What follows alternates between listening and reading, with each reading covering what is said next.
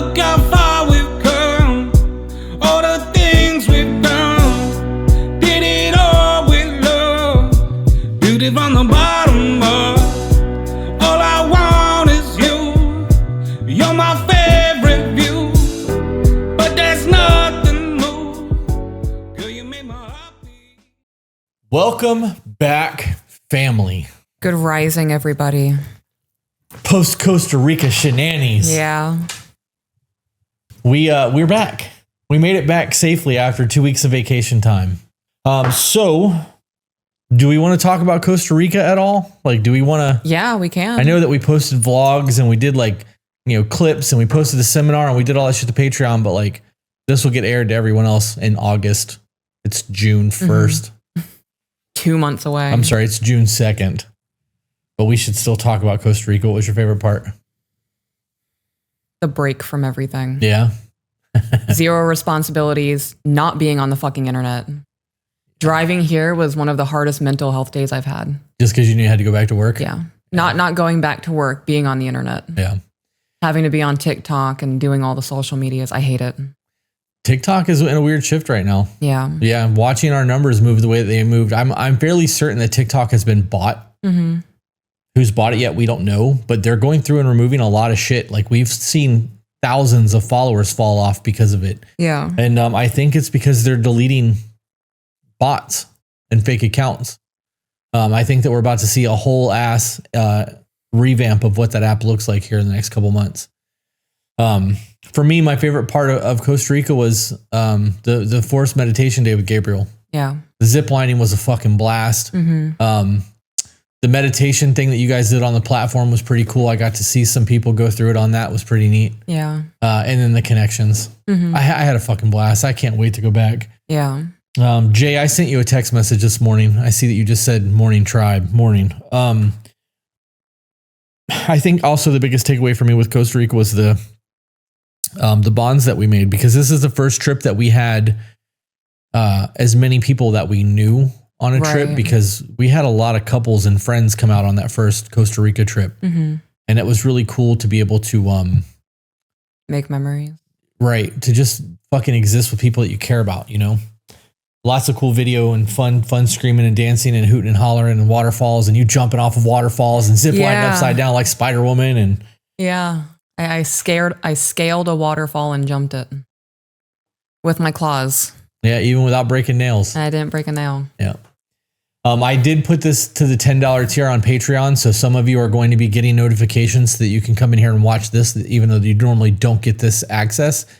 And I did that because we want you guys to know that this month and last month are going to be kind of weird for us with transitioning, because we were supposed to come back to internet at the house and we didn't. We are clearly still in the studio. Mm-hmm. The goal was to come back here, record this week, unpack everything over the weekend, get it completely packed up at the house, and then start recording next week at our house. Yeah.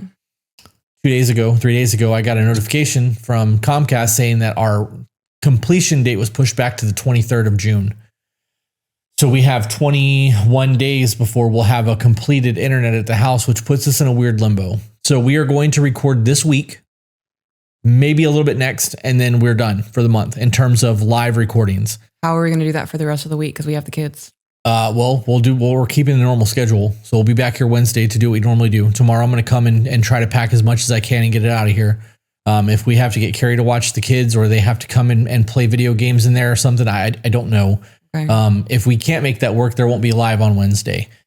Summer vacation is upon us.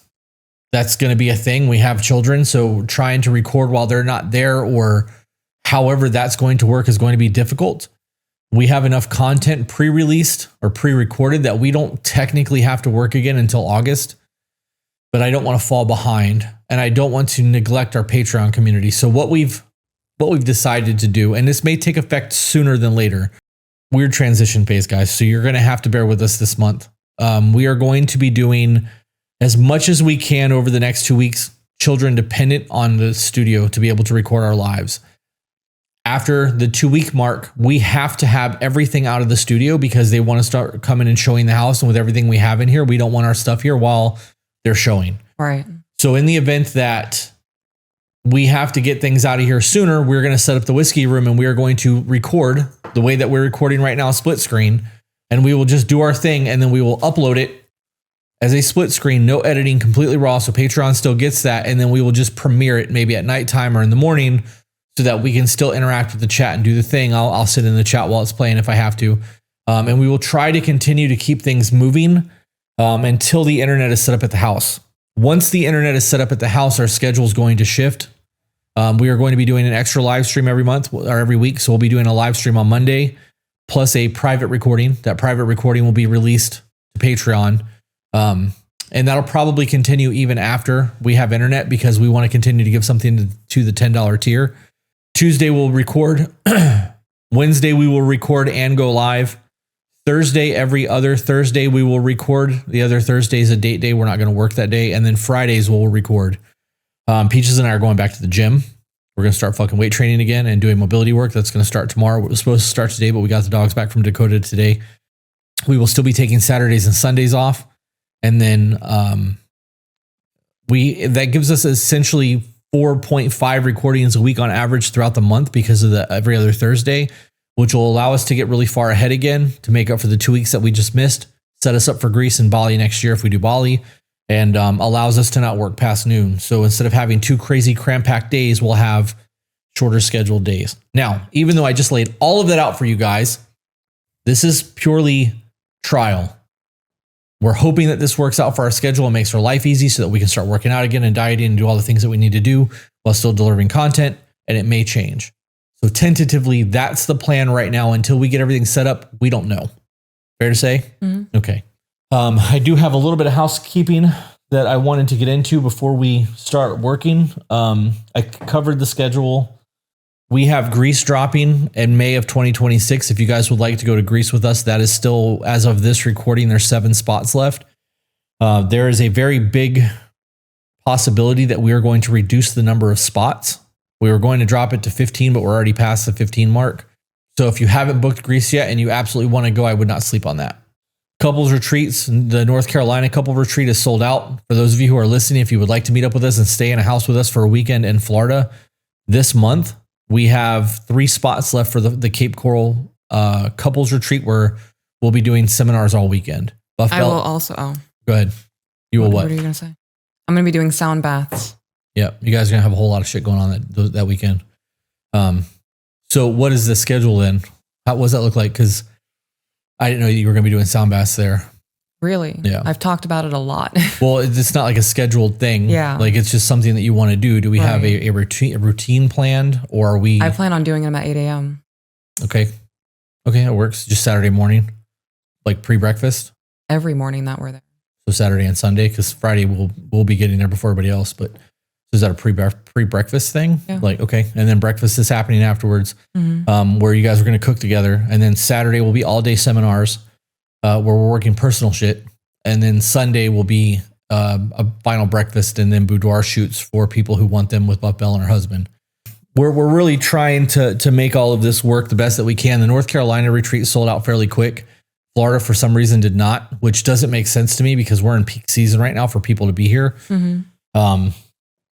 And then the other thing is my book will be dropping. My second book drops on August 15th.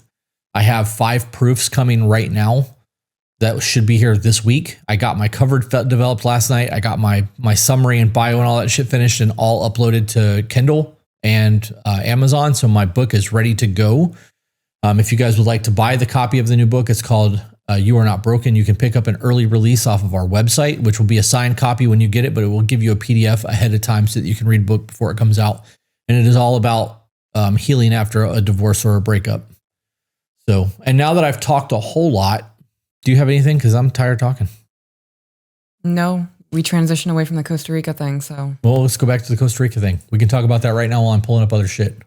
I didn't know what else to talk about with the Costa Rica thing because the only thing that you had is that you were grateful to not have to be on the internet. And then you ran with it. So we can do an episode about it later if we want to. I can tell that you don't want to do this today. I'm sorry that we have to work. It's what we've turned our life into. It is what it is. Jay said, did anyone else go buy a pineapple using our new info? LOL, we did. Yeah, we have an upside down pineapple on our counter right now. Yep, and I made sure to put it. I made sure it came from Costa Rica. Yeah, saw that label. Yeah, not playing that game. Ironically enough, that's where we got the information about the pineapples. That was my least favorite day of the entire trip. That's the only thing I paid attention to. Was the pineapple thing? Yeah, I tuned out after the pineapple thing. When I realized that was going to be like a 3-hour excursion walking around a farm and listening to that guy shit on influencers, that was good. Yeah, I left that in the review. Yeah. For Trova so they know. Because Trova Trip only does influencers. Yeah. Their entire brand is based around people who have a following on the internet selling trips. Mm-hmm. So him having that initial conversation, shitting on us for what we do, like that was not the move. Yeah. Part of me wanted to have a conversation with him, like, you got business today and 21 people came to your farm because we are influencers. Right. Yeah, I'm waiting to hear back from my contact at Trova to find out about Bali, but I'm going to talk to him about that directly so that he can pass that along, because that was definitely not the move on his part. Belle said, "Oh, the label, check your bananas too." All right, let's jump into a thank you email. Start this thing off with some positivity. All right, this one's an update. Oh, I love that. Just a thank you, part 2 relationship update. Hello, Chris and Peaches, and for the sake of discovering the Good Wives podcast, hey, Belle, thank you too. I felt compelled to email again since you guys have been reading more positive emails, and then was encouraged by Chris when mentioning it in the YouTube live chat. On that note, as y'all would say, let's jump into this email. My partner, 37 male, and I, 25 female, have been together for a little over a year now. After past relationships on either end and what we experienced within them, we are both very excited to discover a soft landing zone in one another. Though we enjoyed the brief period of calm waters in the beginning of our relationship, as I mentioned in my previous email, we were both very aware we also contributed to the negativity of our past relationships and knew it was better to work on those sooner rather than later. Discovering your podcast felt like going to the store and finding exactly what we needed in the perfect size. We used this tool belt several times for practice or application. Every time it provided that support beam those conversations needed. There then came a point where both of us dropped off listening for a while. I had switched back to cashiering temporarily, and we didn't have as much time apart to listen to the podcast. We had gotten a bit consumed in other content we enjoyed. We still felt good, but just were not as focused on the foundational maintenance in our relationship. When about a month before our anniversary arrived, there was a noticeable increase in disagreements and unpleasantness. There was still more good than bad, but the foundation had a crack that needed to be patched. Though in the moment I felt justified and valid in my opinion, something he kept saying in these arguments was haunting me. Why are you yelling? Lower your voice, please. I really don't appreciate the way you're talking to me. Light bulb, I was slacking. I was bringing this new sense of unpleasantness into our relationship. I was raising my voice to a man who had never yelled at me once. I would include the topic/contents, but I can't because I was so focused on my arguments and what I would say next to get my partner to decide that I was right that I can't remember the actual point of the arguments. To my partner, when he hears this email, I'm so sorry for doing that to you. I'm so sorry for yelling. I'm sorry for being focused on myself. I've said this to him in person, but the amount of remorse I feel looking back will lead me to feel the need to apologize for a very long time. Of course, the next step after identifying the problem was asking myself why I was doing this. I had managed to keep this mostly under control up until this point, despite it being a major issue in past relationships on my part. I racked my brain for answers and then another light bulb. Our anniversary was about a month away, and in my experience, the other shoe was about to drop. The expiration date was approaching. Oh my God, the realization. The disappointment. The awful feeling that came over me when I realized this was all because I was afraid the relationship was coming to an end, and with this behavior, I was likely closer to making it true than I was aware. I was so thankful to my patient man. He didn't waver. He didn't stop showing me love or trying his best. I was treating him this way, and he never gave up. Wow. One day on a whim, as I mentioned in my past email, my partner and I believe in God and signs from him, so perhaps I felt compelled is better wording here. I pulled up an episode of the podcast. I don't remember exactly which one, but it touched on the treatment of your partner yelling. It was exactly what I needed to hear. I sent it to him and explained what resonated with me and what I intended to do to fix this problem. You guys had mentioned setting that expectation so your partner knows work is being done and what the end goal is. He was appreciative and started watching the podcast again himself. We watched separately and will discuss them once we're home together. I told him I wanted to designate some of our income. We are living together but not married, so we have shared expenses and income. To join the Discord so I could participate in the women's group. I told him I wanted a community of women who had similar values and could help me live my life in a more feminine fashion. He agreed and I jumped to join. Unfortunately, no hate. After observing the tiers, I decided the women's group is just a bit out of our price range right now, but decided to still join at the $15 tier. I felt the Discord would still have something to offer. It certainly did, and even had a public women's group. Chris tagging everyone in the links to the live serves as a little reminder to put time in to listen and absorb the knowledge you have to offer. Then I noticed someone in the chat who seemed to have this aura that reaches through the Discord, grabs you by the shirt and says, "Get yourself right, girl. Do not let yourself push this man away." The one and only Buff Bell enters the chat. I checked out her profile because she seemed so radiant in the way she was interacting with people and saw a tag, co-host of the Good Wife podcast. Oh, what's this? I type it into the YouTube, click the first one and listen. Yes, yes, yes. Ecstatic, I sent it to my partner. Between the two podcasts, I felt supported and like I could do this work I needed to do. After listening to both for about a week, I was talking to my boss and had another light bulb.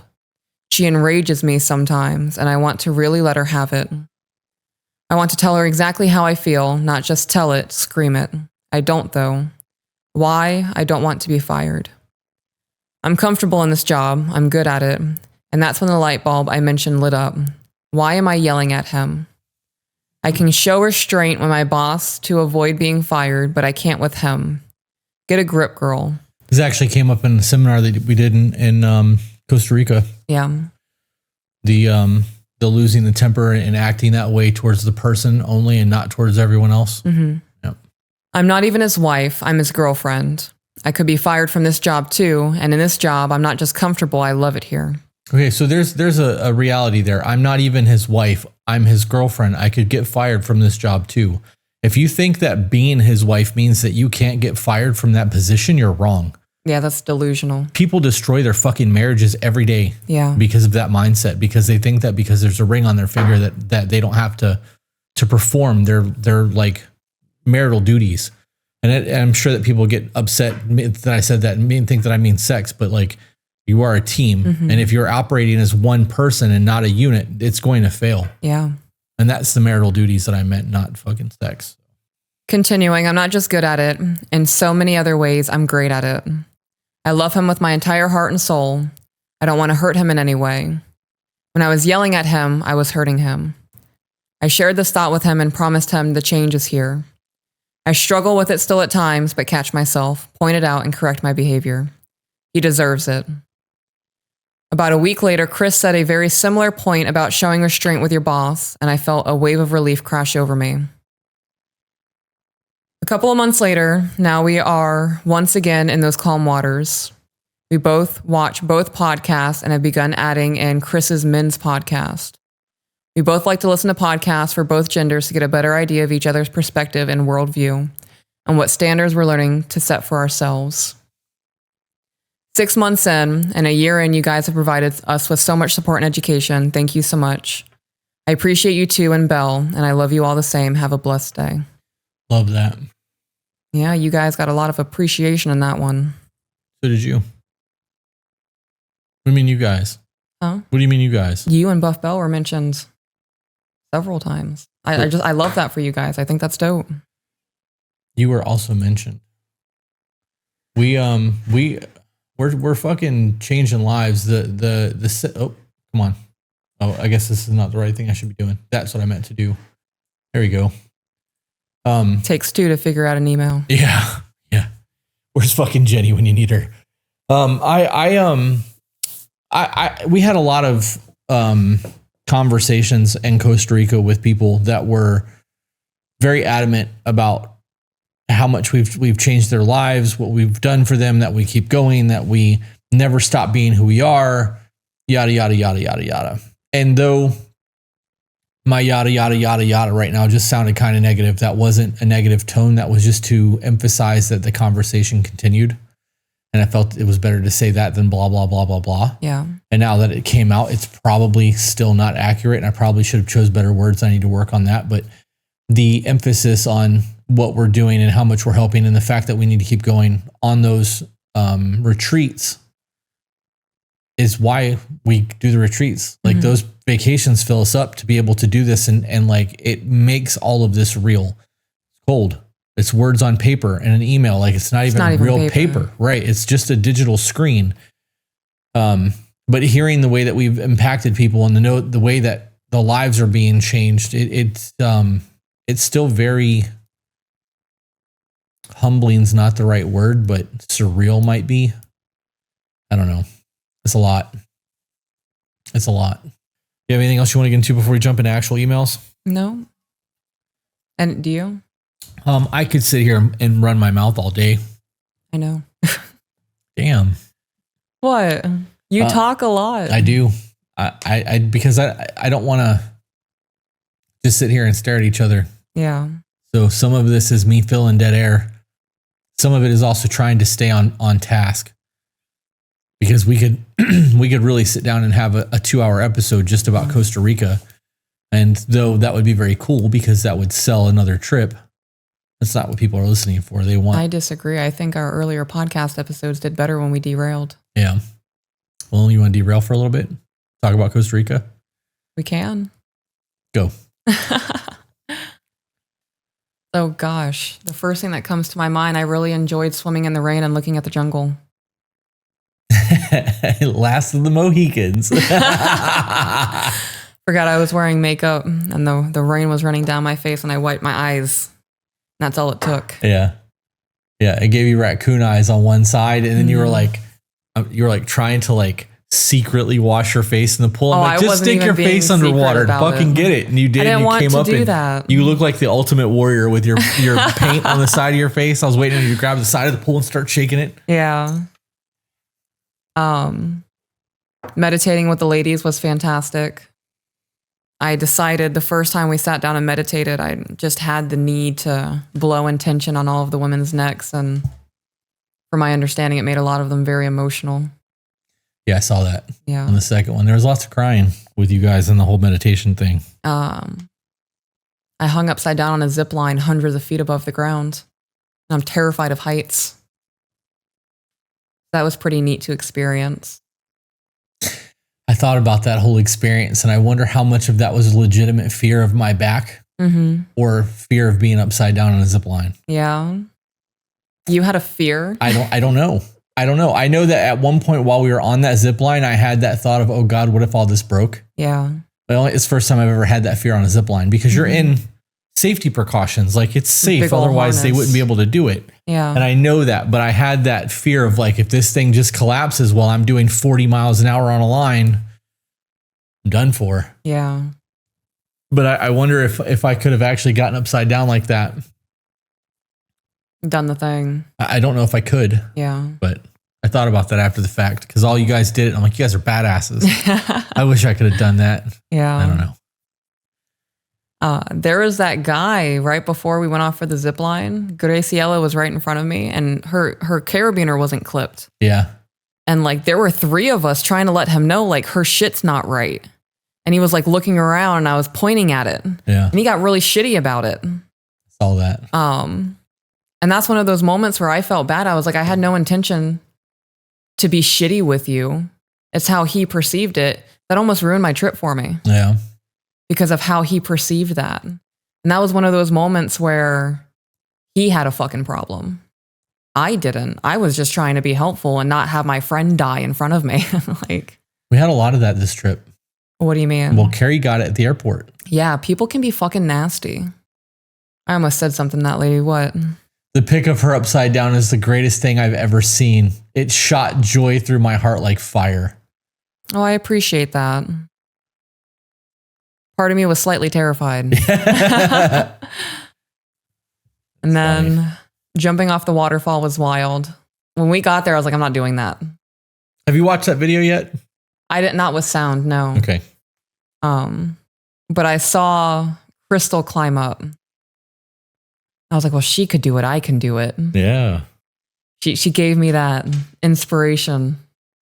And I looked at Carrie. I was like, are we doing this? Like, if you go, I'll go. I needed somebody. And our tour guide, her name was Catalina. Yeah. She is a beast of a woman.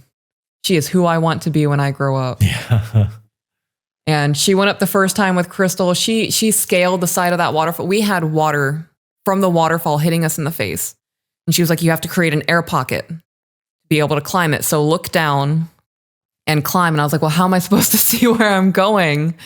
She was like, hold the rope and the men will help you. And I was like, okay, word. The hardest part was pulling that rope backwards to get to the base of the waterfall to be able to climb it. Having that water push against me fucked up my traps. Yeah. Yeah, I was in pain for like 3 days after that. Huh. Having to hold my neck up against the pressure of the waterfall going against us. And she scaled that whole thing by herself, didn't need help from anybody. And I was like, she's a beast. I can tell you've been doing this for a while. There were men positioned at the points of climbing up where you had to scale it. This is some of the strongest dudes I've ever met in my life. The rocks are slick. They're not holding on to anything. They're just standing there. And I'm not at the highest weight I've been. I've been 340 pounds, but I'm over 200 pounds right now. And they're lifting me up like I'm a feather, gripping the rocks with their toes so they don't fall. Blew my mind. So, because you haven't watched the video yet. Okay. I was hyping you up the entire time, and you couldn't you couldn't hear any of it. Yeah. And at one point, dude let you use his knee to like stand on. I was like, oh, look at the gentleman letting me. And then he almost touched your butt. And it's like everything I had, and I was about to kill that motherfucker. Like, did he really almost touch my butt? He started to, like, his hand started to go to push you up, and he thought, like, he changed his mind and he put his hand down because you were moving. But it looked like he was just gonna badunka-dunky right up on the fucking rock. But yep. And then I got up there, and Katta pulled me up the last way. It was probably 4 feet. Putting up the first one, I put my foot up and he was like, no, it needs to go up here. And I was like, I don't know if it goes that high. You got it up there. I did. And I got up to the top and she grabbed my hand and she helped me up the rest of the way. And we get up there and it's our turn to jump. And she was like, jump to the left and look at the wall. You got this. And then she went. And I was like, oh boy. And then the guy called me forward and he was like, all right, it's your turn. And I took a deep breath and I shook out my hands. And I jumped. Did you 1, 2, 3 go? No. You just jumped. I just jumped. I love that. It was terrifying and exciting. And I had that feeling in my stomach like I was on a roller coaster. And then I hit the water. It was wild. Would you do it again? I would do it again. How high up do you think you were? Oh, gosh. 150 feet? Yeah. Wow. You really think you were that high up there? 150 feet? Maybe 200. Wow. It took a good bit for me to hit the water. Yeah. I was like, and now. And I was like, oh, I'm still going. And now. And I was like, oh, okay. I think it was probably closer to 50, 60 feet, but it was still a pretty good fall. Yeah. Yeah. It looked like it was double a normal high dive, like a pool. But the jumping off into the waterfall and having that current and not knowing how deep it was, like, there's a whole lot of your brain is going to tell you not to do this. Right. Yeah, I was really worried about hitting the bottom and having to push myself back up. That was not a thing. That'd have been way easier though, to get back up to catch your breath. Like how far down can you possibly go? Like I would have thought of that too. Like I had a lot of velocity behind me and I still didn't hit the bottom. Right. I thought about that after you came up. I'm like, okay, cool. She's got air. Yeah. Like every time somebody jumped off, I held my breath to see if I could hold my breath that long. Yeah. Cause I don't know how deep I would go. I'm 250 pounds. I thought about it. I also, that was the biggest regret of the entire trip. That you didn't. That I was unable to be able to do that because I don't think that I would have had the leg strength to swim to the rope. Right. If I could have got to the rope, climbing the rock would have been fucking easy. I didn't use my legs at all on that rope. Well, you were swimming in position. That way. Oh yeah, trying to get to the rope. Yeah. And had Kata not pulled you up, you wouldn't have been able to get to it. Like I don't think I had the umph in my leg to get to the rope. Yeah. So I was doing pretty good until I got to that one spot and I was like, oh, I'm not moving. Yeah. And then like I tried to hit the turbo to get myself to the tire. That was crazy. Intense. Yeah. I don't think I could have gotten to the tire or the tube or whatever that was. And that's where my issue was. Because the current moving back, if I could have got to the rock, I could have jumped off and just took the current back. Mm-hmm. But on that first waterfall, just trying to swim over to the spring on the other side was a lot for my back. Yeah. So that was one of those moments, like jumping from that waterfall and having it push me back. That was one of those things, like I felt things wash away from me. Yeah. That was pretty neat. I think we need to get into shape. Yeah. And do this trip again, that second trip again. Okay. So that I can jump off that rock. Word. Yep. And I don't want to get back surgery. I really think that if I can start doing mobility work and get my body and my hips to move the way my hips are supposed to move, my sciatic nerve will fix itself. But if it's not right by like January of next year, I'm going to probably go and get something done to my back so that I don't have to deal with this shit anymore. Doing hoppe in the forest was pretty wild too. That was also the most intense hoppe session I've ever had. You ruined my raincoat. I did. Yeah. That was... I didn't swallow any of the hoppe. I've made it a point to... I don't swallow. Right. I spit. Yes, you do. Just not hoppe. Accurate. Spitting is not ladylike, babe. Oh. That made me flustered. We set off a fire alarm. Yeah. We were having sexy time in the shower and the steam set off the fire alarm. Yep. And talk about fucking a scary moment. Yeah. You're in the throes of intimacy and... Right. I was like, oh my God, like we're gonna have to run out there in towels or something. That's funny. Yeah, laying there in the sun, listening to the howler monkeys. I was on a whole nother planet. He just got off his bed. After being in the jungle, I hate where we live. Yeah. It's so quiet. There was just constant music in the nature. I did not miss his whining. I didn't either. I got to be honest, after him getting back here and being here for 2 hours, I really wish I'd had Dakota keep him for another month or two. Yeah. Anyways, I actually looked at houses last night in Costa Rica. I don't think that we're in a position right now to buy a house out there, but I found some really decent properties that are under 400,000. Yeah. Which is the equity of our home. You know, if we sold our home and used it to pay off what little bit of debt we had, and we had the ability to move there and live there, we could totally make that work. Oh yeah. But you know, it's a kid's thing at this point. Right. So Greece is going to be a lot. We have 1 month or 1 year, to get to our physical shape that we want to be in for the next trip so that we can compare pictures. Mm-hmm. And then we have a very real possibility of a Bali trip happening. We found the trip last night that we want to do. Oh, I'm so excited for that. It's a whole spiritual journey. Yeah, lots of really cool shit happening on that trip. Yeah. And it's under $2,500. So that would be really cool. And then we looked into what it would be to fly from the US to get there was not too bad, but being able to go to Greece and then fly from Greece to Bali for those who are already going to Greece would be very doable because it's a much shorter flight from Greece to Bali than it is from the US. Mm-hmm.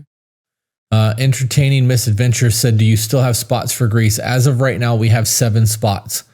We are very heavily considering reducing those spots though. So if you guys want to go, I would not sleep on the booking process. I know that Buff Bell and her husband haven't booked yet. They said they were going to do that when they get back. I think there was a couple other people who are interested in going that are trying to figure out their finances to be able to make that work. But at $923 down and then interest-free payments until February, like there's no reason that you guys shouldn't be able to make that work if you want to go. I mean, there's a couple of reasons. Some people are bad with their money. Yeah. Well, the economy's kind of shit right now. Yeah. Rent and groceries and whatnot.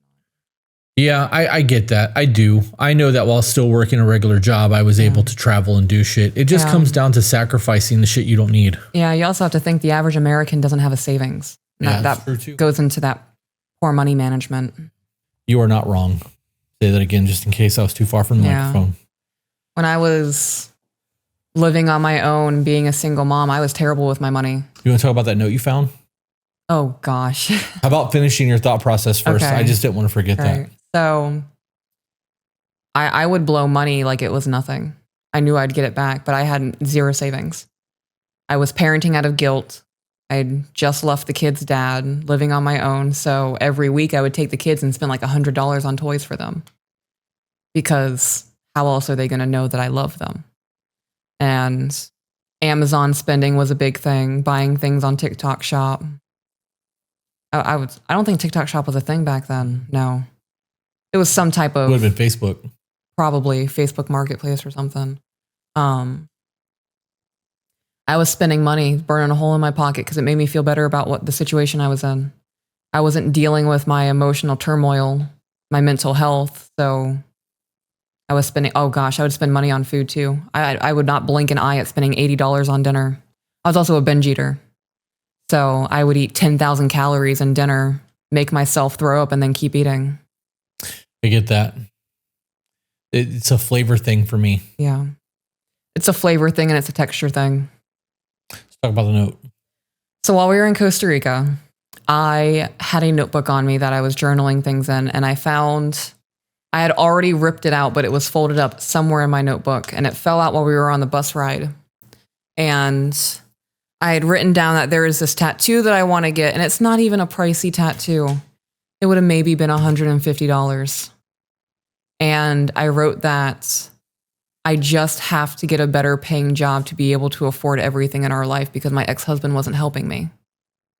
And I found that note while in Costa Rica doing a bus transfer with 19 other people heading back to our hotel to have a farewell dinner. It's crazy how different your life can be when you really start changing your life. Somebody asked, how did the dinosaur and ladies get to take lots of pictures? Did Glenda survive? Glenda did survive. I did not take many photos. We were doing a lot of trekking through the woods, and I wasn't trying to lose my kids' favorite toys at a waterfall or something. So there were a couple of photos taken, but not at every place that we stopped. That picture that you took with the fucking hand in the dinosaur's mouth, it made me laugh so hard. Yeah. I think that we should have done another one where like we bought like a little cup, like one of the cups that we had, and filled it with water and put it over like a fake fire and put the dinosaur in it and have the witch, and the witch is doing the thing. Right. I also saw something else in here in the chat, and this can all get cut later. I just wanted to address it real quick. Somebody said that the price on this for Greece was $3,700, not including flights and some of the meals. For Greece, when you guys do this Greece trip, it removes all of the thinking. All you have to do is get from the airport to the hotel. Yeah. And then back to the airport. Mm-hmm. Everything else transfer wise and all the excursions is already taken care of. Most of the meals. The only thing that you're going to have to pay for extra is if we do something outside of the scheduled trip, which we did a lot of in Costa Rica. We did a lot of it in Costa Rica. But we got to see Costa Rica, and we got to have fucking meals in places in Costa Rica we wouldn't have otherwise had. Right. I had one of the best burgers of my life in Costa Rica. So it was so good that we ordered 3 of them from the same restaurant. Yeah, and took them with us. Yeah, they were phenomenal. But like the zip lining that we did on both trips was not included. That was something we were able to finagle and make happen. Yeah, I did horseback riding. Yep, you did the horseback riding thing. That was not included. Whale tail thing that we did was not included. But all of that shit is experiences. Yeah. So, and the whale tail thing for me was really cool. Like that was another highlight of the trip for me because we had a moment on the beach. But, and then, we had a couple people who were like, when they first booked the Trova trip experience with us, they were like, this is kind of pricey to go do these things because I know I could do the Costa Rica cheaper without this, but you don't get a guide who speaks the language. You don't get a dedicated bus to take you everywhere, the dedicated driver. You don't have somebody there that knows the ins and outs of places where you should go, where the good food is and all of that shit. And when you factor in all of those things, the prices, it makes sense. Yeah. To be able to go on vacation and not have to think, it's kind of dope. Yeah. Checking out the Trova trip, guys, definitely pay attention to the itinerary. Yeah. There were a couple of complaints of having to pay for extra meals, and everything is listed on the website. It is. It is. I really needed that trip. I didn't realize how much I needed that trip until we had got there and started unwinding a little bit, and like not having good signal the entire time we were there forced me to not work. Right. But did allow me to work while we were at the hotels because they had Wi-Fi. It allowed me to do some stuff, but it was a good trip. It was definitely a good experience, and I'm very much looking forward to Greece. And if we can make Bali happen, fucking game on. Hell yeah. So. Anything else you want to touch on? I love you. I love you too. We had these experiences with us. Every time we do a vacation of any type, I feel like I get closer to you. because there's a lot less screen time in our life and there's a lot more real life and in the moment life. We had a lot of conversations, a lot, good sexy time, fun. It was a good trip. And the connecting with people too, it's hard to explain, right? You know that whenever you have to go somewhere new, you get that first day anxiety, and we don't have that. We don't have that first. No, there's definitely a fly in here. We don't have that first day anxiety on these trips because we know the people who are coming are part of our community. Right. And I do know that some of the people who came on the first trip had that first trip anxiety, that first day anxiety, but within a day or two, it was gone. And we were told, a lot of people were like, I didn't think I was going to enjoy this as much as I did. Yeah. I knew I needed to push my comfort zone, so it came. But a lot of people were like, I know now that I need a community and I need to go out and I need to do things and I need to have social interactions way more than I do, and that I can't live my life in my room, or I need a community way more than I thought I did. Right. So it is a lot. Casey said, you both look so refreshed. I'm so glad you guys are able to enjoy and share the experience with the community. We got new mala beads. We did. Although this is not the mala bead. This is just the necklace I had her made me, but Jay got my old one. I retired it. So lots of cool shit happening. I don't have anything else to yap about. Me either. You just want to get into the email? Sure. Marriage help, email correction, and additional info, Patreon. Good evening. I sent an email about a week ago, and after listening to your podcast, like binge watching a TV show, I feel as if I need to add more information to my original email. My husband, 34 male, and I, 33 female, have been together for 11 years, married for 7, and we have a 3-year-old nonverbal autistic son. A little backstory, I was born and raised in Florida. In 2012, my boyfriend at the time had moved to Ohio to take care of his sick mom. Come to find out later, it was a lie. I made a rash decision one day to up and move to Indiana without telling anyone. My friends and family were furious. We broke up 3 weeks after I moved up, and I was left stranded living with his 2 roommates, a married couple, who graciously offered to help me on my feet. Why would you do that? Yeah, that sounds like a manic episode. It does. It does. Like the thought of that scares the shit out of me. Yeah. Like I'm so meticulous with my planning that the idea of moving has been a conversation now for 3 years. And like every time we think we've got something figured out, something changes and we don't have it figured out. Right. And so does that mean that like we just need to do the thing? Like just need to throw a pin on or dart on the map and be like, that's where we're going and go do the thing? Yeah. Because otherwise it could just be conversation forever because there's not going to ever really be a right time, but there's definitely a wrong time. Yeah. Can you scroll back up a little bit? My friends and family, we broke up 3 weeks after I moved up, and I was left stranded living with his 2 roommates. I'm confused. You said he was in Ohio, not Indiana. So he didn't leave you stranded anywhere. You kind of did that to yourself. Unless I missed something. No. At the time, had moved to Ohio, yeah. So maybe she just moved into Indiana to be close, or maybe that's where they actually moved and his mom was in Ohio because it's close. Yeah. So Gonna be honest, I don't know it's close. Geography like that. I almost said geometry, and that really would have sold the point that I don't know it. That's funny. Continuing, my husband and I met on an online dating site about a month after my ex left. We started talking on the phone and texting, and then after about 3 weeks, decided to finally meet in person at Golden Corral. We hit it off immediately.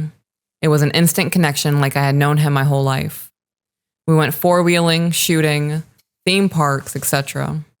I felt like I had finally found my person. He had rough previous relationships. One of his exes spent hundreds of dollars on his credit card pampering herself and going to Texas Roadhouse with her ex-boyfriend. He was cautious of his money, rightfully so. He also lived with his parents while trying to save money for a house. We all agreed for me to move in with them. There's a whole lot to talk about in that paragraph. Yeah, like what? Well, so let's talk about the amazing thing about finding somebody that just checks your boxes, right? Having somebody that you can meet and just hit it off with right away and everything feels comfortable and familiar is huge. There's still going to be red flags there, and you have to be very wary of them or aware of them when you're in that, like, this is just perfect. Everything is perfect.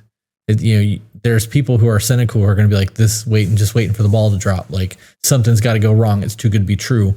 But there are a lot of people out there who meet the person and just know that that's their person. And that's a beautiful thing. So like initial thing, like I had known him my whole life. We went 4-wheeling, shooting, theme parks, etc. Those are all things that you guys did together and you were able to connect while doing them. That's awesome. But what about the other things? Right? So there's things to be said about that. Yeah. The other thing that I got is that you moved in with his parents while trying to save money for a house. Why didn't you just stay where you were?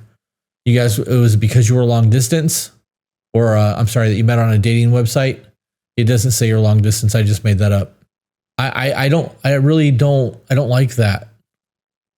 I don't like the idea of being somebody's roommate. I feel like if you've got your own place, you're taking a step backwards to live with somebody at that point. Yeah. And if you have your own place and you're able to take them on, at what point do you do that? Like, where's the time frame for that to be an acceptable conversation? They obviously are doing well. They've been together for 11 years. It's obviously worked for them. Mm-hmm. I'm sure there's been trials and tribulations, but like, why put yourself in those positions to do that shit? So that was where my brain went with all of that, because there's a lot in that paragraph. Yeah. I did that in my first marriage. Moved in with him and his parents. That was probably like the roughest 2 or 3 years I've ever had in my life. Right. You give up a whole lot of freedom when you live under somebody else's roof. Would not do that again. No. I would rather, I'd rather sleep in a park. You're still free. Right. Continuing. Sure. His mother and I had a decent relationship until we got our own place together. Let me add that he is the youngest of 3, only son, and was the last to get married. I brushed it off as empty nest syndrome and tried to be empathetic and understanding. It wasn't until we moved into our own place that things started to get rough. Boy moms are something else. Yeah? Yeah. You want to elaborate? So there is a difference between being the mother of a son and then being a boy mom. When I think of a boy mom, I think of a mother who leans on her son as if that son is her husband or boyfriend and takes things very personally when his attention is on another female. She's the in-law that's going to cause issues. I should come before your wife. I'm your mom. I'm the most important woman in your life. All those kinds of things. Crosses boundaries, makes herself more important. And have you seen those baby shower videos where the mom jumps on her son before the husband and wife can celebrate? Yeah. That's a boy mom. Yeah, I have real problems with that shit. Me too. I understand that when it comes to a dad and a daughter, like there's a overprotective thing that happens with that, like the daddy's little girl thing, where men want to make sure that their daughter's not out sleeping around. They're not, moving into boys' houses at 16 and running the streets and doing fucking the shit that they shouldn't be doing. But you never hear it talked about in that way that you just talked about the boy mom thing. Mm-hmm. Why do you think that is? Women crave emotional validation from men. And if women think that men aren't good enough, of course their son's going to be perfect because that boy came out of them. There's an emotional enmeshment that happens. I do want to comment on, I have seen a father-daughter relationship that's completely fucking inappropriate on TikTok. He treats his daughter like she's his wife. Inappropriate dancing together, transitions together. She will sit in the front seat while he's driving and his wife will sit in the back. Yeah. Wow. Yeah. Okay. Well, I mean, obviously, I'm not saying that it doesn't happen. Right. Obviously, that shit's going to happen on both sides. I don't think it's as common, or at least commonly talked about, or maybe it's just that we haven't talked about it as much. It's just a lot to think about. Yeah. We went to the bank to add each other to our accounts. He was put on mine, no problem. But when he tried to add me, we were told that there was another person on his account, his mother. She handled his finances for him. He said it's because it's one less thing he has to worry about. She wanted my account information and my pay schedule so she could make a bill list to send to us every 2 weeks. Oh, fuck no. Over my dead body. That would be one of those conversations of like, this is going to be very tumultuous for our relationship if this is not taken care of. This is the difference between wanting to help and control. Yes. Right? If he is financially irresponsible and his mom needs to handle his finances and pay all of his bills for him because he's not mentally capable of doing it, that in itself is a problem. Yeah. because that's going to transition into adult life where you move out and mom's no longer there to do it. You're going to have to do it, and you're going to have to monitor everything because him not having the responsibility of it and not having an allowance to live is going to create a problem. Right. But that aspect, she is now very much involved in every aspect of your life because money does dictate almost everything in a relationship. Yeah. Your rent, your car payments, whether or not you can go out to eat, what your date nights look like, if you have the money, right? Vacation, all of that. So I also wouldn't trust her to not be sneaking money out of my bank account. That would be a hard no. I'm putting my foot down. And if he wants to end the relationship over that, I dodged a massive bullet.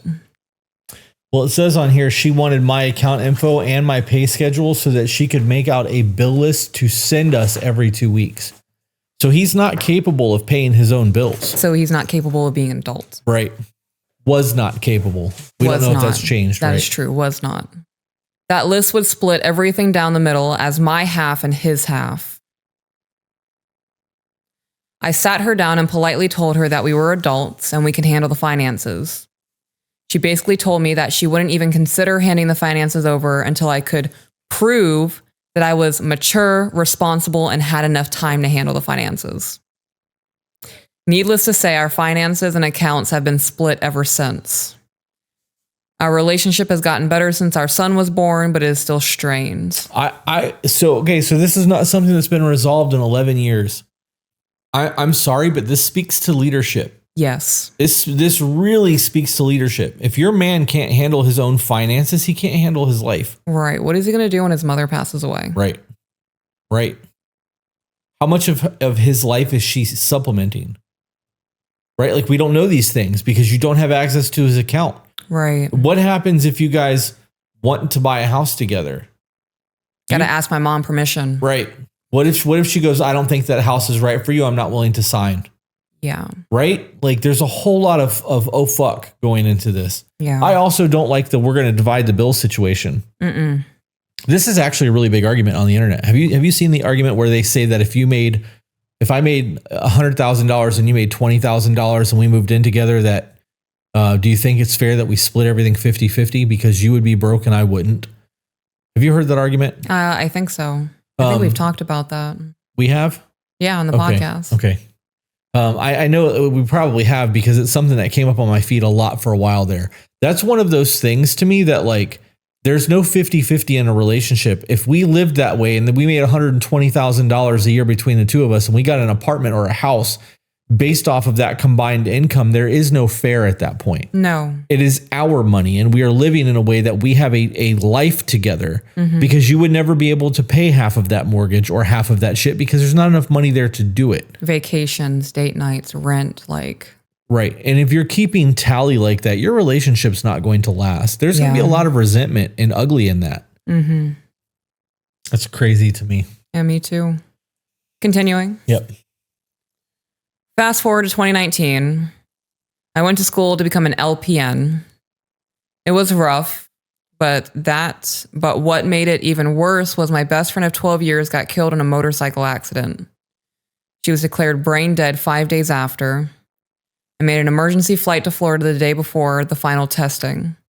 I had to return 5 days later, as nursing school doesn't care what life throws at you. Okay. Yeah. So before you jump into your thing, I paused there. I hate that happens. Death in any form is awful, unless you're a pedophile. And there's a whole list there, but you can fill in the blanks after child abusers. Nothing in life cares about what's going on with you. Life isn't going to slow down. Life isn't going to pause. I hate that you had to go back 5 days later. That's one of those situations where you could have just not gone back. Nursing school was a goal for you, though, so you made a decision to go back to that 5 days later. That's the end of my thought. I knew you had something you wanted to say. That was pretty much all of it. Okay. I am going to add to it, though. The destination for all of us is death. Yeah. It's been a big topic over the last 3 weeks, especially with the conversation that we had during the meditation day and then the cemetery that we walked through in Costa Rica. Mm-hmm. All of us. That's our destination, final destination, movie plug, right? Like, yeah, that is the extent for all of us. Is it tragic that it happens? Yeah, it is. But the choices that were made that led up to that, people have decisions to make in their life. Motorcycles are dangerous. The person that was driving could have been drunk. We don't fucking know. It's horrible that it happened, but that is the destination for all of us. Right. If she has goals and she wants to be an LPN and she had to go down to fly to Florida to say goodbye to her friend, 5 days is more than enough time to say goodbye to somebody who's on life support. Yeah. And that sounds kind of cold. I'm not trying to be cold, but you still have things to do in your life and you need to prioritize your life. I'm also not somebody really big on mourning people who die. Like I believe more in a celebration of life because I agree. I believe that this is the next part of our journey. You know what I mean? I don't know. Death isn't the final step in my mind. Yeah. It's just a transitionary period. Right. I got a message from my friend April in California while we were gone, and she finally got the license that she's been waiting to get. She's been in school and doing this since I've known her to get to where she is in life. And like she's doing the goal thing and knocking out goals. And like I've heard her complain about how stressful it is, but like I've never heard her take a victim standpoint about how hard it is. And I think that that's the way that that's looked at. Yeah.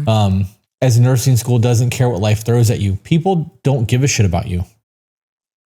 The institutions don't give a shit about you. Like you give a shit about you. The rest of the world doesn't. They have curriculums. They have other people that are waiting. Like there's a whole lot of things that go into that.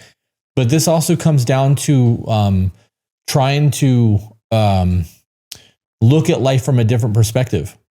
Because if she said, I was able to take 5 days away from my schedule and go say goodbye to my friend before coming back and finishing my nursing degree, I'm grateful for that time. It's a very different statement. Yeah. It's also one of those situations where some people don't get 5 days. Right. Some people get 30 minutes. Yeah. So that would definitely be one of those moments where I show a lot of gratitude. I also want to touch on, because there's some comments in the chat about how difficult nursing school is. I'm glad it's difficult. Should be. I don't want people who half-ass going through nursing school taking care of me or my children in a hospital. Yeah. Especially because nurses do a lot more than doctors. Yes. Most of the time. You know, surgeons are a little different, obviously, but they know the ins and outs of the hospital. Right. Yeah. Continuing. Yep. What made it even worse was the content we were covering that following week: TBI, brain death, and organ donation. That was like pouring alcohol over an open wound over and over.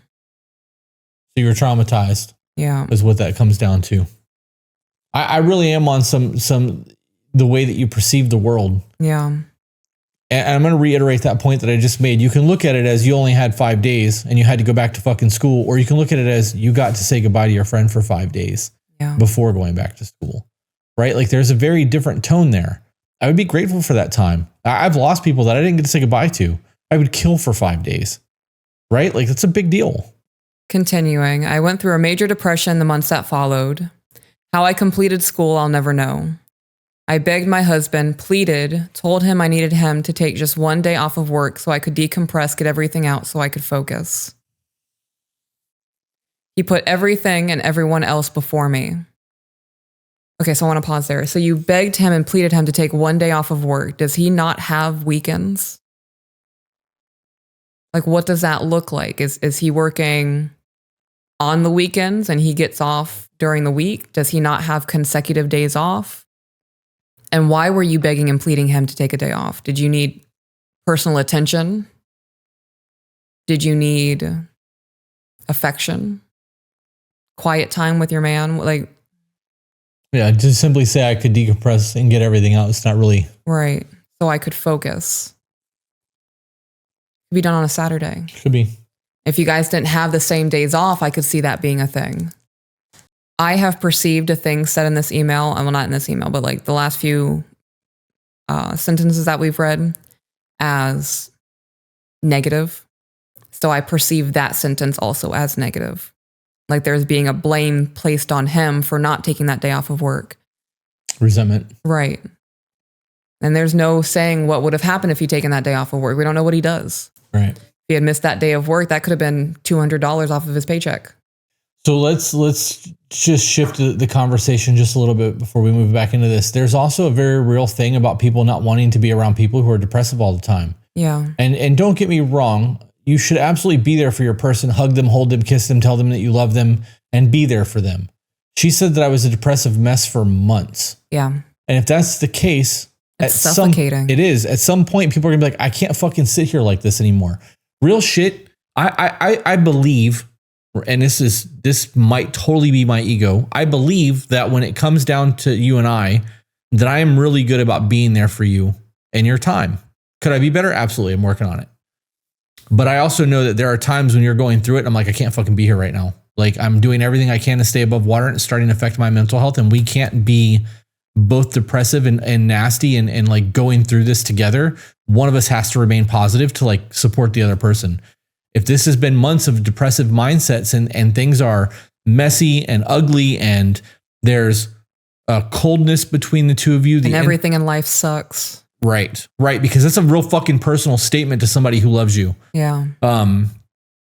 There's a lack of intimacy in any way, shape, or form. The only thing that you want to do is cry. Like you become very distant. And at that point, people are going to look for excuses to step out of the house to do other things because they don't feel like you feel. Right. They only feel the way that they feel when they're around you. And if that's the way your life is, people are going to look for an exit. Mm-hmm. And that doesn't mean like a divorce or separation, but the 8-hour workday might be a reprieve. Right. I don't want to stay home from work because all you're going to do is fucking shit on me all day, or we're not going to get along. Like, or nothing I say helps, so why would I even try? Yeah. Those are real conversations. Mm-hmm. He put everything and everyone else before me. Anytime someone called him to help them, there he went. Anytime he was home, he stayed in his office. Eventually, I just shut down and bottled everything up to get myself through. I met a guy in school, and it started out as friendly conversations about schoolwork. He saw me crying in the hallway one day, asked what was wrong, and I dumped everything on him. We ended up having an emotional affair. My husband eventually found out. I tried to explain that I honestly didn't mean for it to go that far. I also explained that I knew what I did was wrong. I wish there was more information in this whole part. Me too. To hear I honestly didn't mean for it to go that far. You did. Right. Well, she was resentful to her husband. Right. If you didn't mean for it to go that far, it wouldn't have. Any form of cheating can be prevented. It's based on your want to not make it happen. Right. The resentment that she had towards her husband in that time frame because she felt abandoned, because she did. She fucking needed him however she needed him, and he was not there for her. Right. And whether it was that he wasn't there for her at all, or wasn't there in the way that she needed him to be there, or she perceived him as not being there, that opened the door for the emotional infidelity. Mm-hmm. Because there is a fuck you towards him. If he's not going to give this to me, somebody else will. Or is willing to. Right. And then she found somebody that gave her a little bit of attention, and she allowed that to go that route. Yeah. I wonder what the conversations in between the time frame of the death and the infidelity, what those conversations look like. She did shut down and bottle it up. She got to the point where she got tired of asking. Was there conversations about what she needed versus just, can you take a day off and sit with me? Like, I don't know. It's one of those things that if you were really going through some shit like that and you were depressed and like you asked me to take a day off because you needed a day with me to just be on the couch to hold you, I'll take the day off, especially if we're at odds and the intimacy is gone. Yeah. If every time I come in the door and I'm like, how was your day? And you're like, it sucked. And you're miserable like that all the time. And we're not intimate anyway, not holding hands, not touching on the couch. We're not watching TV together. I'm spending all my time in my office. We're not holding each other at nighttime. You're not laying on me, whatever. Going to bed at separate times. Right. That moment of, can you just hold me? I would like you to just fucking sit on the couch with me today all day. We can watch whatever you want to watch. Just hold me. I'm fucking taking the day off because now I have a repair for all the shit that we've dealt with for the last 5 or 6 months. All of the separation. Like, you're finally letting me help you, and you've given me a way that I can help you. But simply saying, I want you to take a day off without any type of real plan on what you want, like, that doesn't work. Yeah. Yeah. It also might be one of those things that needs to be planned in advance. If she hit him with, can you stay home 30 minutes before he's walking out the door and he's the only dude going into work that day, might not be feasible. Yeah, that's true. The people's jobs absolutely matter like that. There are people on a job site whose sole responsibility is this one thing. Right. You know? I also want to touch on, there was no explanation or elaboration on what he did through those months of her depression. If he gave her the cold shoulder the whole time she's depressed, that's fucked up. Absolutely. But if he was trying in the beginning and she was icing him out or shutting that door because she's going through whatever she's going through, it could have felt like a fuck you to him. Why would he continue to try if it just backfired? I'm not going to continue to stick my neck out for somebody who isn't showing appreciation for it or acknowledging that I'm even here trying to show support. There's also something to be said about people dealing with things differently. Yeah. Right? Like if she's been depressed for 6 months and he's never understood depression, to him, well, why don't you just make yourself happy? Right? Because there are people out there who've never experienced, they don't know. There are also people out there who understand choice theory and know that they can, in fact, make themselves happy. So there's well, why can't she just get over this? Yeah. But maybe he can't say, why can't you just get over this? Right? Like not knowing either one of these people, hearing somebody go, look, I understand your friend died. That was 6 months ago. It's time to move on is cold. Society tells you that you shouldn't say that. Fuck that. It's been 6 months. Everyone is going to die at some point. Yeah. You are going to die at some point. You could die tomorrow, and the last 6 months of our life could be the last 6 months that I got to spend with you, and you were a fucking depressive mess. Right. Right? Like, those conversations need to be had. Yeah. And if that makes you an asshole and it makes you cold or brash, fucking be cold or brash for a day. Or it's going to be another 6 months of you living in this cycle. Like, you have to be honest with each other. Yeah. I've never been depressed over somebody dying. I have definitely hurt over losing people. Right. But I've never... It's not derailed life. Right. Yeah. I've had people in my family that I was close to pass away. And I remember crying for a few hours straight the day that I found out. And then it was intermittent, maybe every other day or every few weeks that I would get upset about it again when I would think about it. But I'm not putting myself on pause, wasting my life. And I don't know. I guess I just have a different mindset and thought process when it comes to death and grief. No. I still have sadness. Yeah. You know, we were in Costa Rica, that song came on and I almost started crying. Yeah. There's, you have people that you love and knowing that they're not here anymore sucks. Right. Especially if they brought an enjoyment to your life. You think about the what ifs, like they could have been here with me today. Yeah. I like, miss them. That's normal. Yeah. But there's a celebration of thank you for at least being in my life while you could be. Yeah. I'm glad to know that you would have enjoyed this. Right. And thinking about them while you're making those memories and doing that thing is a way to honor them. Yeah. You know, okay. I agree with that. I don't know where we were at. I did act out of anger and told him that it felt good to have someone at least act like they cared about my feelings and emotions. I am not justifying my actions. They were absolutely wrong. We made an agreement to move past and never bring it up. I recently discovered he has a porn addiction and he blames it on my actions. Okay. So before we move past that, do you think that that's fair? Just from what we know, like, let's just hypothetical. Okay. Do you think that that's a fair statement? That he blames her for his porn addiction? Yeah. No. Okay. Why not? I don't believe in fair or unfair in life. There are circumstances, like there are exceptions to that, right? If remove fair and choose accurate, then. Okay, accurate? No, it's not accurate. I don't think it's justified. I don't think it makes sense. He may be hurt from the things that happened. I do view watching pornography as cheating, and especially if you are in a monogamous, dedicated relationship. He made that choice. He also agreed to move on past it. The agreeing to never discuss it again blows my mind. I don't know why anybody would agree to never discuss something that hurt them before. Oh, to move past the emotional cheating. Right, and never bring it up again. Okay. And I bet that's why he fell into that porn addiction. Right. So that's why I asked if blaming her for it was an accurate. No. Okay.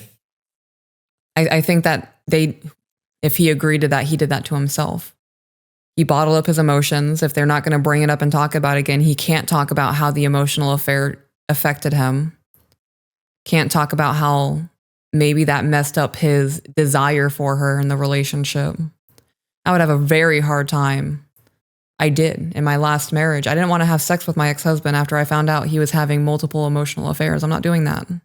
So with him blaming her for his porn addiction, and knowing that she had an emotional affair, this is an inability to communicate. Yes. And like you just said, they took it off the table. They're not allowed to talk about it anymore because, whatever reason. Right. How are you going to get to a point of overcoming these things if you can't have the discussion?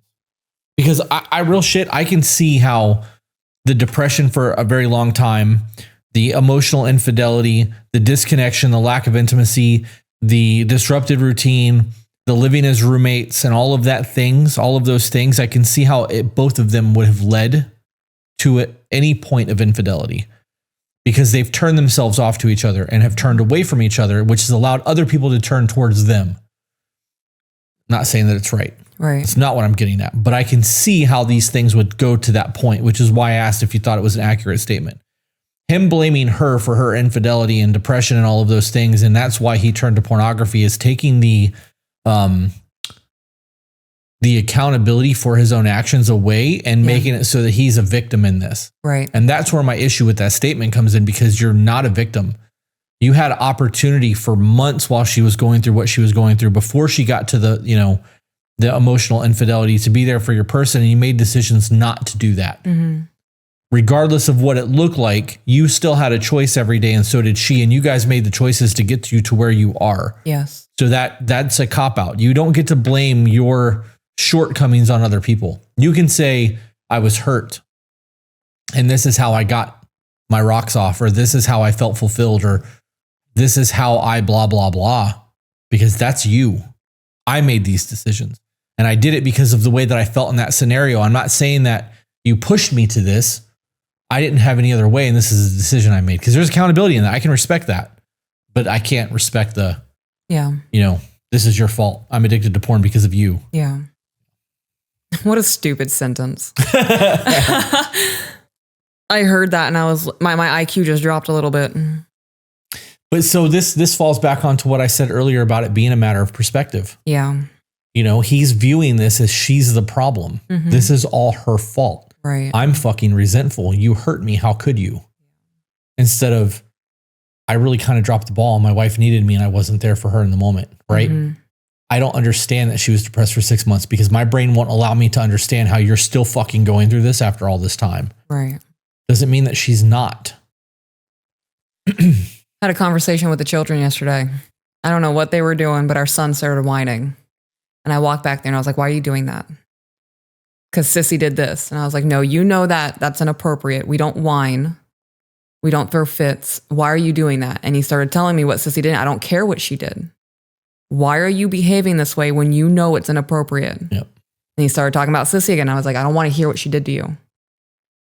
Why are you whining when you know it's inappropriate? I even asked him, I was like, why are you acting that way? Because of what she did. Do you recognize what you're doing is inappropriate? And he said, yes. And then we got into that little cycle. And then finally I said, don't tell me what she did. Why are you behaving this way? And he was like, I don't know. And I was like, choose something else to do. He was like, well, she said she was going to play with me. And I was like, well, she doesn't want to play with you right now. And you can't make her. You could be literally doing anything else right now, son. He was like, I could color. And I was like, exactly. You could color. And he's like, I could paint. And I was like, you love painting. Why don't you go do that? And he was like, okay. That's what that reminds me of. It's absolutely okay. It's absolutely okay to be like, I really don't like the way that made me feel. Yeah. She did that and it made me mad as fuck. Mm-hmm. And I want to express my anger. Right. And that if he was a little bit older, he might have been able to articulate that. Right. Because we are working emotions with them. Yeah. There's nothing wrong with that. In the moment, as a 44-year-old man, if I did some shit like that and you made me break that down, I'd be like, because I'm fucking pouting. Right? Like you would really have to admit that you're having a tantrum right now. Yeah. My response would be, I'm not getting what I want. Right. Right. That hurt my feelings, and I want everyone to know that hurt my feelings. Mm-hmm. And I want to cause a fucking scene right now. Yeah. Yeah. Continuing. The human experience is wild. It really is. Yep.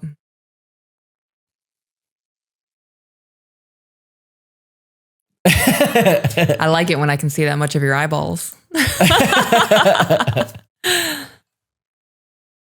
Oh my God. I also like it when they roll into the back of your head. I can't. Don't look at me for a second. Guys, is he still looking?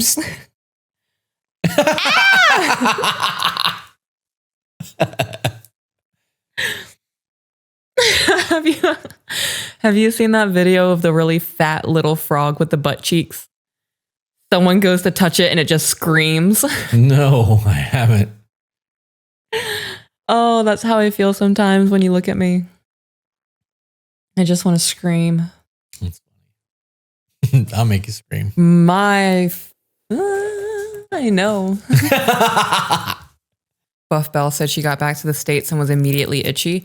I can't tell if it's my sunburn and like it's finally starting to cool down and that's why I'm super itchy, but it's been nonstop since we've gotten back here.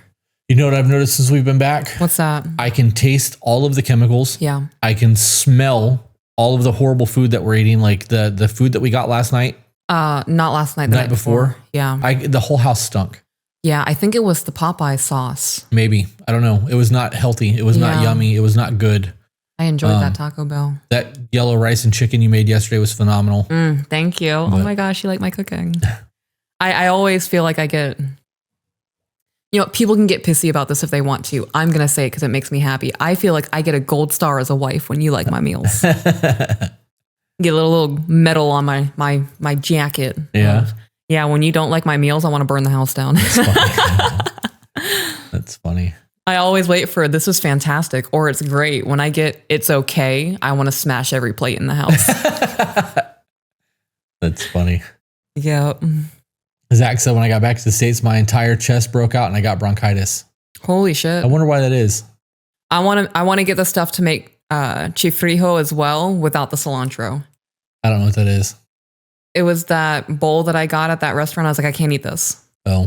It hit the table and I could smell the soap. That was at Coco's. Yeah. Was the name of that place. God, that place.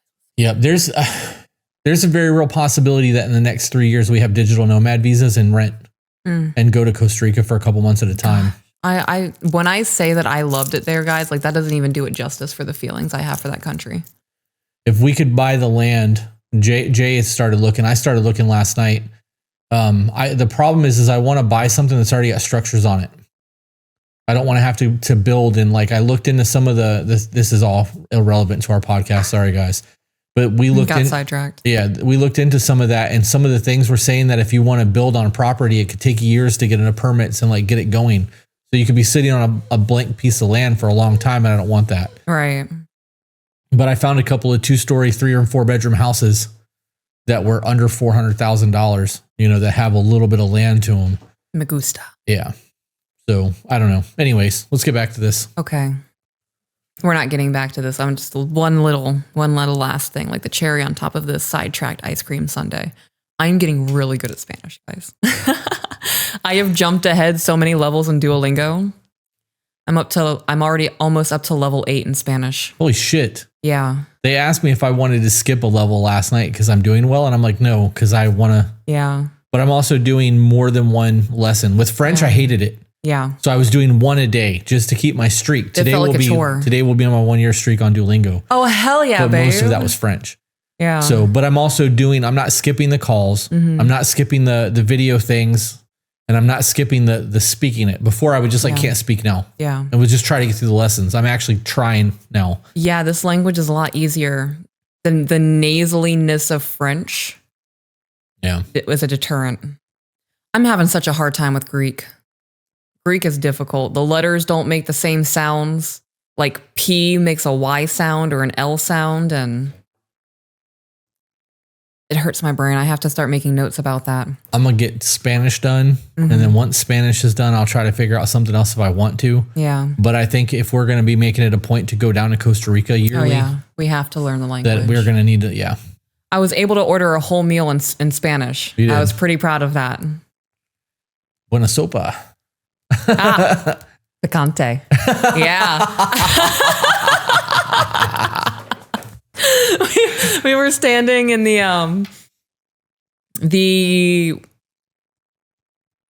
fuck is it when they have us come back to the country? Immigration. And I looked at my husband and Carrie and I was like, it took me a week. Picante. I was like, I remember, bitches. Funny. Yep. Okay. Continuing on. I am now a month away from graduating RN school. Good for you. That's higher than what she started, right? She started to be a certified nurse practitioner or something like that, and now you're going to be a registered nurse. That's amazing. Before I started, I worked 2 jobs. One was a night shift LPN, and the other was an FF EMT. I think women firefighters are so badass. All right. Sorry about that, guys. So back to the email. I just made myself stupid emotional. Why? So while we were in Costa Rica, I'm going to start crying. Crystal set up a camera and recorded us all meditating. I missed them. Yeah. Yeah, it's crazy, isn't it? The way that those trips form the community and shit that they have. While she's getting herself together over there, bye, Felicia. We did talk about the internet. It is not at the house yet. We had a 1 month delay from 5/28 to 6/23. So we should have internet at the end of this month now, which completely fucking just screwed us. We have 2 weeks to get everything out of the studio because the house is going up for sale effective July 1st, and they want to start taking pictures and doing all of that. So we have 2 weeks of able to do live streams, and then we're going to be 2 weeks where we cannot do live streams. So that's the update. Coming back from Thailand was rough. I'm having a really hard time with this trip and coming back. Yeah. Waking up these last 2 mornings and being alone. I mean, I'm not alone. I have my husband, but Community's gone. it's hard. I'm having a really, really hard mental time. I'm sorry that when we sat down that I wasn't in a good mood. I'm just having a really difficult time adjusting. I appreciate you acknowledging that. Well, the upside is you'll get to see a lot of them in July because a lot of people are coming to ceremony. We can absolutely start doing things that are not Trova Trip if you wanted to try to facilitate that. I know that travel's not cheap for people, but I also know that there are airlines like Spirit and Allegiant that you can fly for under $100. You know? Thank you for not holding my hard times against me. Yeah. I'm not trying to make our life any harder than it needs to be. Buff Bell said, I'll see you in a few weeks. She'll be here in 2 weeks. All right, continuing. My husband is also a volunteer firefighter, but he works primarily at a factory at night. He doesn't help with anything around the house and says it's because he's exhausted. When I have time off, I will greet him at the door, give him an hour to decompress, and then try to talk to him. He seems to avoid me and stays in his office while he's awake and home. However, when I come home, he immediately hands me our son and goes to his office. From there, I take care of everything, kid, animals, dishes, etc. Do you think when people say this shit to us where he's exhausted and just isn't willing to do anything, knowing that she's willing to do it because she feels the need to have it done is getting him off the hook of doing these things? Stop doing them. Yeah. Be like, I too am exhausted, so I'm not doing it. I'm going to go watch TV and scroll TikTok for the next 3 days. Well, this is also a man who's used to his mom taking care of him. Right. Well, that's a really good fucking point. I forgot all about that. Well, there you go. Because now he's just got a whole new mom. I didn't mean to derail you. Yeah, but there's nothing more to derail. That's exactly it. Okay. You fucking nailed that totally. I have tried talking with him and explaining that just like he wants to decompress after work, I want to do the same thing. He continues to say that he will try better, but never comes through. That's because he's getting you to stop talking. Lip service. Yep. On nights we are both home and I know he's had a long day and night. I tell him to shower, eat, and go to bed and get some rest. Unfortunately, I do not get the same treatment. If I asked him to help me with the night routine, dinner, cleanup, kids' bath, etc., he acts like I'm inconveniencing him and says he's going to bed. Whenever I tell him how I'm feeling, he just shuts down and says he doesn't mean anything by it. He doesn't. Okay, this is one of those times, ladies, where you need to step up and stop all of this. Oh yeah, I would not tolerate this. Right. At all. I'm not your mother. I'm not your maid. Yeah. Not a babysitter. Right. We're not living as a team. I'm not here to cater to you. We're supposed to be catering towards each other. And if you're not willing to step up and do the things that you need to do, I'm fucking leaving. That's all there is to that. And as much as ultimatums are a big deal, if you leave that ultimatum, you got to be ready to back it the fuck up. Yeah. But wouldn't you're living alone. Yeah. What would really change other than your financial situation? You would have a free room that's not his office. And you may have to get childcare. Right. Well, there would be a difference because of alimony and child support. Yeah. I mean, it sounds like she already kind of needs childcare. Yeah. Because he's not willing to do shit. Like, I understand that he's working nights at a factory and he's a volunteer firefighter, so he does have a lot on his plate. I'm not taking that away from him, but she's also doing the thing. Right. And ladies, if you have a man that's not willing to meet you halfway in terms of life, you're doing it on your own anyways. What's the fucking point in that? That's not a union. That doesn't sound like an enjoyable life experience. And I don't want to hear, but I love him. Because so fucking what? Yeah. Jeffrey Dahmer had people who loved him. Yeah. But I can change him. No, you can't. No, you cannot. Change comes from within somebody if they want it bad enough. Yeah. I'm gonna be honest. The fact that his mother took care of his finances for him as a grown ass man would have been the indicator that this is what the relationship was gonna look like. Right. Well, and the fact that he lived with them. Yeah. She was taking care of his life. And it just shifted from one woman to the other. Yeah. This is being in a room full of people that you love and feeling completely fucking lonely and disconnected. Mm-hmm. Our intimacy has also struggled. I've tried to have conversations with him about it. He cannot stay aroused with me. He has a corn addiction. Yep. So we have done whole episodes of what corn addiction does to the brain and chemical releases and rewiring and all those kinds of things. That's why people with corn addictions have to watch more and more extreme things to be able to get off. Yep. It fundamentally changes the way that your brain responds to dopamine. Yes. And it will get to a point to where physical touch will not cut it anymore. Continuing, he doesn't seem interested at all in being intimate. This could be a result of my mistake in the corn or the weight I've gained since having our son, maybe 20 pounds. I'm willing to bet that you're giving him a lot more leeway than he needs. Yeah. I'm willing to bet that it's primarily the porn. I'm also willing to bet that he's disconnected from you. Mm-hmm. If it's a chore and he doesn't want to do it, of course it's not going to work because he doesn't want to fucking do it. Right? Like if he feels like it's a task to have sex, like fuck, I got to do my husbandly duty. Of course it's not going to work. Right. And even if it did and it felt like that to you, what would you really want it still? I wouldn't. Right. You know, on the other, I don't think that's appropriate. I was going to say on the other side of the coin, but I don't think that's appropriate for this moment in conversation. For 6 months, you said you were a depressed mess. And if you shut down attempts at intimacy, not even sex, cuddling, having conversations, those kinds of things, it could be hard for him to get back to that point. Sounds like a lot of conversations have been shut down. You guys completely took off the table of discussing about your emotional affair. Right. Unless she's short, like 5'1", 5'2", 5'3", somewhere in there. That 20 pounds isn't even noticeable. Yeah. It's not. Yeah, it took me gaining 40 pounds for me to see it on my body. Same for you. Like when you were like, I've gained 10 pounds. I don't know. Until you were like, I've made it over 200 pounds and I really looked.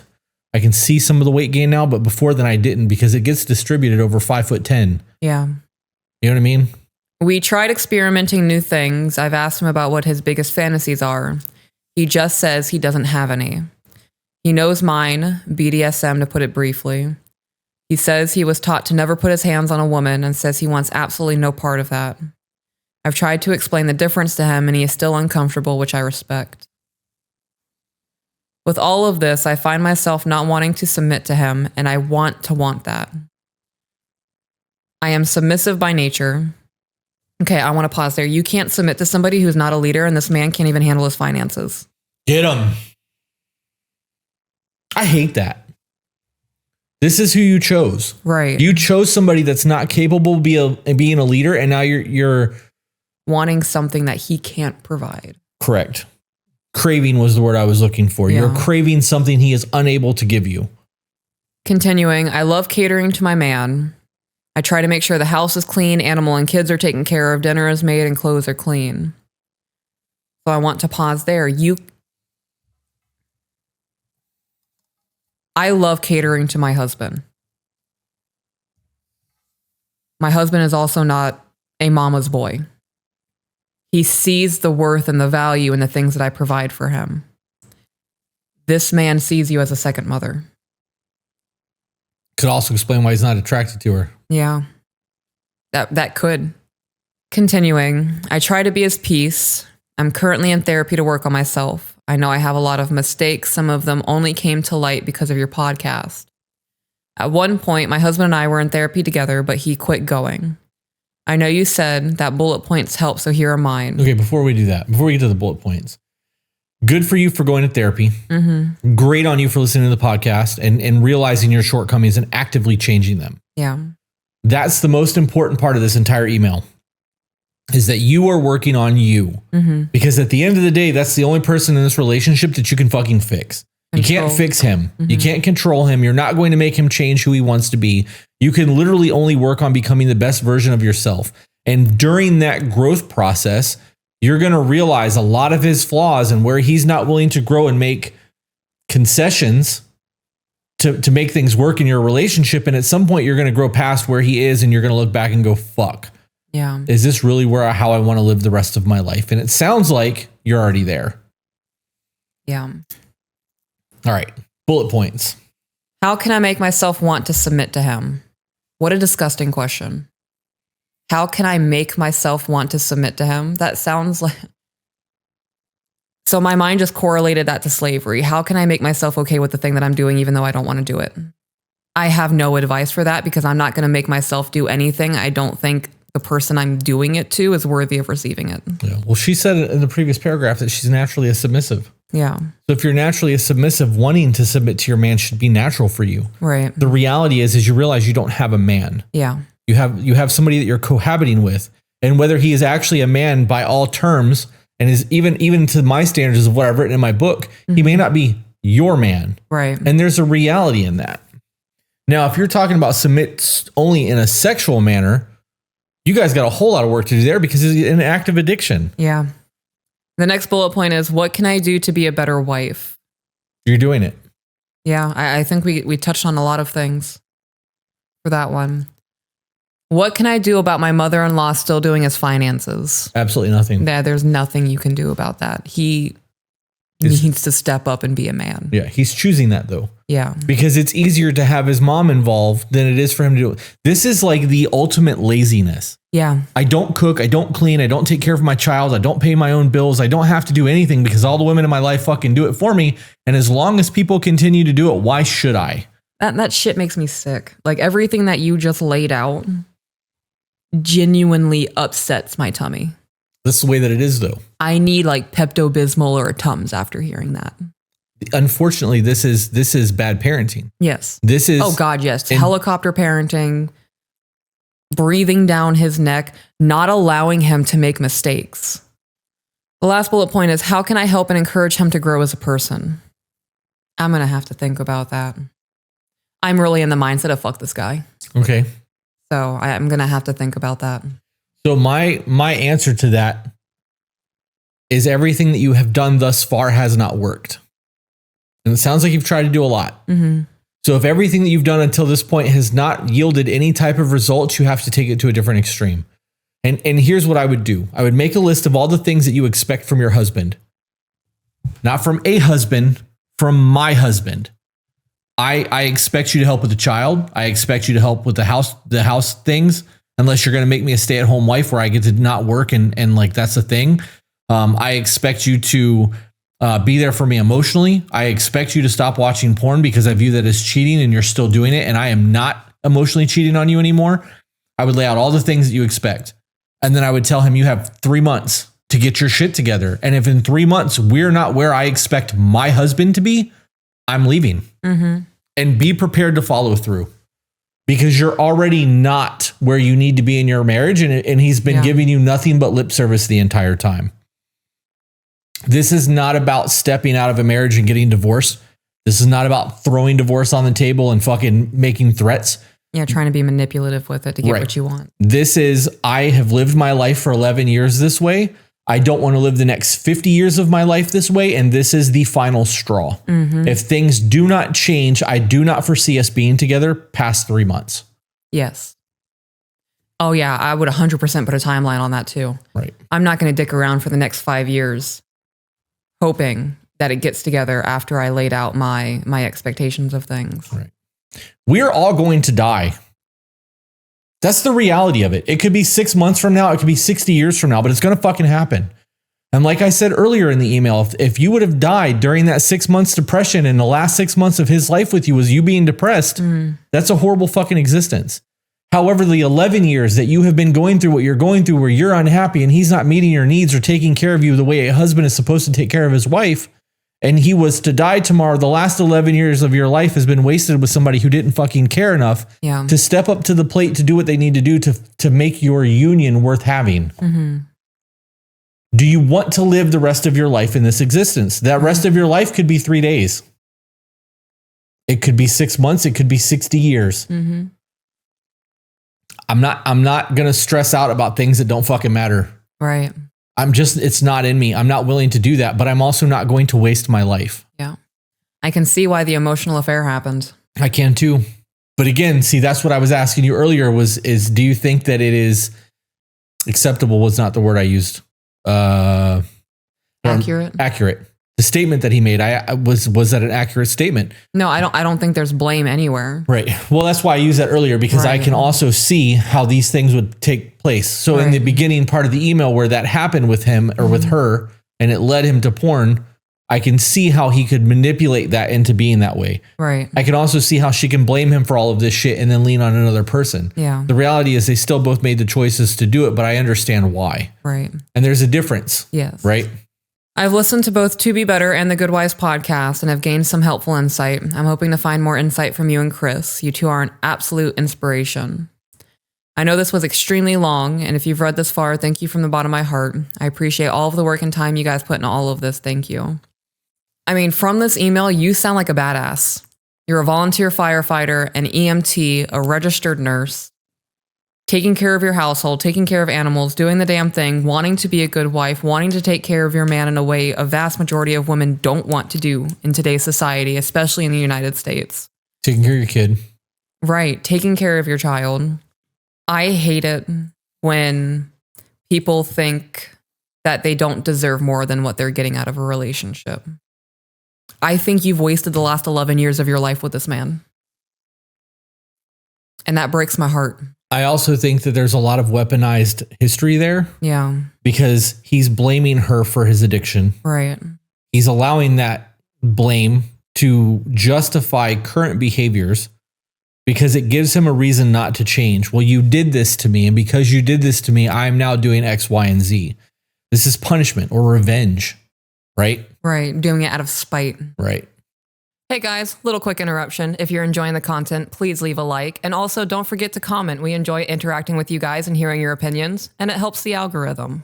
It's also free to do. And if you really want to help make sure the show continues to do, hit the subscribe button and share the content across your social medias. It costs you nothing and it greatly helps the show. I wouldn't want to be in a relationship where my husband can't look at me and desire me. Sounds lonely, doesn't it? If we got to a point where you couldn't keep it up for me, that would destroy my mental health. Absolutely wreck me. There'd be a whole lot of drugs involved. I would never let that happen. Yeah. This isn't a marriage. In my view of what a marriage is, that was not a marriage. That is...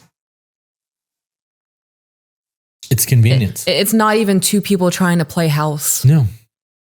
That is... He's got the best of everything. Yeah. He's able to do whatever he wants to do, and there's no one there that can stop him from doing it because he just doesn't want to do it. And she's still cooking dinners, taking care of the household, taking care of the child. Yeah. And I want to be clear, this is not about matching energies. Whoops. This is not about matching energies. Matching energies makes you just as fucked up as they are. This is, I'm not going to continue to allow you to behave this way. Mm-hmm. You can be the person that you are now, and you can continue to do that. And if that's who you truly want to be for the rest of your life, that's fine. But I have expectations of what my life is going to look like. And if you can't meet me halfway with these expectations, and we can't find, some sort of middle ground, then this just isn't where I want to be for the rest of my life. There's nothing wrong with that shit.